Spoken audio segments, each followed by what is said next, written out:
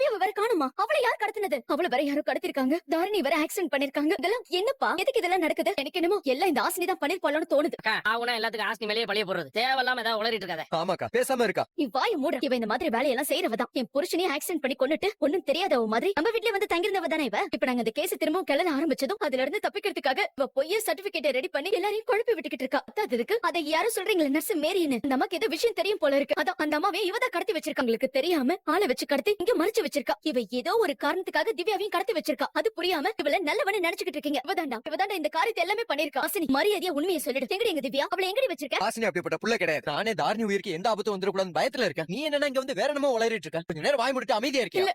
இல்ல என்னால அப்படியெல்லாம் அமைதியாவே இருக்க முடியாது. நடக்கிறதுக்கெல்லாம் காரணமே இவதான் இந்த வேலை எல்லாத்தையுமே செஞ்சிருப்பா. ஏய் மரியாதையா உண்மையை சொல்லு. இல்லனா உன்னை அடிச்சு கொன்னுடுவேன். இதுக்கு மேல ஏதாவது பேசுனா நான் மனுஷனா இருக்க மாட்டேன். ஏ முத்துப்பாண்டி, என்ன எவ்வளவுக்கோ சப்போர்ட் பண்ணிட்டு கூட பிறந்த அக்காவை எதிர்த்து பேசிட்டு இருக்க. ரங்கநாயகி சொல்றதுல என்ன தப்பு இருக்கு? அதெல்லாம் ஒண்ணும் கிடையாது. வாசுக்கு உடம்பு சரியில்லை, அதுக்கு செக்அப் தான் வந்திருக்கோன்னு. அதென்ன திடீர்னு இந்த நேரம் பார்த்து செக்அப்? இவ்வளவு நாள் இல்லாம வேலை மனக்கட்டி இப்பதான் செக்அப்க்கு கூட்டிட்டு வருவியா? நீ இப்படி எல்லாம் நடந்துக்கிறத பார்த்தா எனக்கு உன் மேலதான் ரொம்ப சந்தேகமா இருக்கு. ஆசினியமா டைரியில எழுதி வச்ச மர்மத்துக்கும் உனக்கு ஏதோ சம்பந்தம் இருக்குமோன்னு தோணும். என் புருஷ சவக்கு நான் தான் காரணம் சொல்ல வரியா? பாருக்கா நான் அப்படி சொல்ல வரல. ஆனா அந்த மர்மத்துக்கும் உனக்கும் அதான் தாரிணி இவருக்கு ஆபத்துல டாக்டர் சொல்லிட்டாங்கல்ல. இங்க நாங்க பாத்துக்கிறோம். நீ ஆஸ்னி போலீஸ் ஸ்டேஷன் போய் திவ்யாவை காணோம்னு கம்ப்ளைண்ட் கொடுங்க போங்க. ஜிலேபி சொல்றதும் கரெக்ட் தான். வா மாமா நம்ம கம்ப்ளைண்ட் கொடுத்துட்டு வந்துருவோம். சரி ஜிலேபி. தாரிணி கண்ணு முடிச்சது உடனே எனக்கு போன் பண்ணி நாங்க போயிட்டு